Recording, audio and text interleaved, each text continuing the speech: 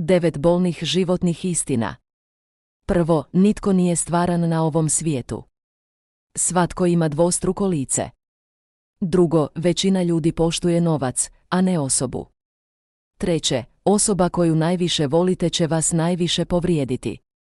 Četvrto, kada ste sretni, uživate u glazbi.